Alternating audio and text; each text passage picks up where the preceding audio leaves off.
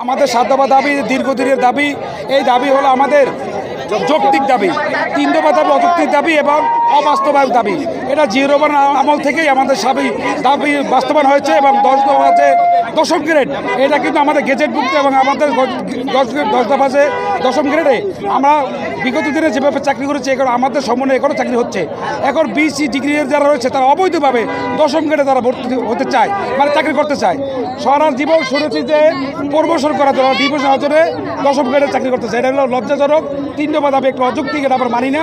যদি 3 দফা দাবি যদি বাস্তবায়ন করতে চায়, এই সরকারকে বলতে চাই আমাদের তার গদি থেকে নামার 1 মিনিটের সময় লাগবে না।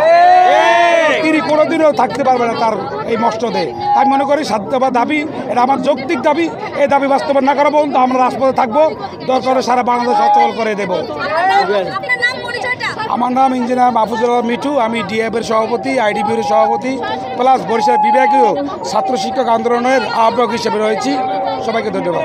আপনারা সবাই জানেন যে গত বছরের সেপ্টেম্বর থেকে আমাদের এই ডিপ্লোমা ইঞ্জিনিয়ারদের যে 10ম গ্রেড, এই 10ম গ্রেডের আশা আকাঙ্ক্ষা নিয়ে বাংলাদেশের শত শত লাখো তরুণ শিক্ষার্থীরা এই 10ম গ্রেডের আশা নিয়েই পলিটেকনিকে নিয়ে ভর্তি হতে আসে। কিন্তু সেখানে একটি ষড়যন্ত্রের কালো হাত আমাদের এই 10ম গ্রেড কেড়ে নেওয়ার জন্য।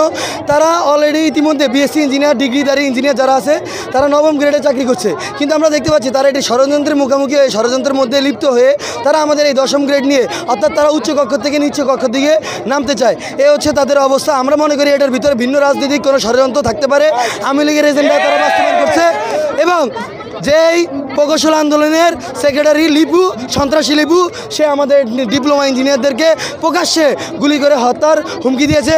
তার এই প্রতিবাদের ধারাবাহিকতায় এবং আমাদের যে 7 দফা দাবি, এই 7 দফা দাবি বাস্তবায়নের লক্ষ্যে আজকে আমাদের এই বিক্ষোভ ও অবস্থান কর্মসূচি। এবং একই সাথে আমরা সরকারের কাছে জোরভাবে আহ্বান জানাচ্ছি এই ডিগ্রি ইঞ্জিনিয়ারদের যে এই 3 দফা দাবি রাষ্ট্রপক্ষ কর্তৃক প্রত্যাখ্যান করতে হবে। নয়তো এই সারা বাংলার সকল পলিটেকনিক, এই সারা বাংলাদেশকে অচল করে দিতে 1 মিনিট লাগবে না ইনশাআল্লাহ।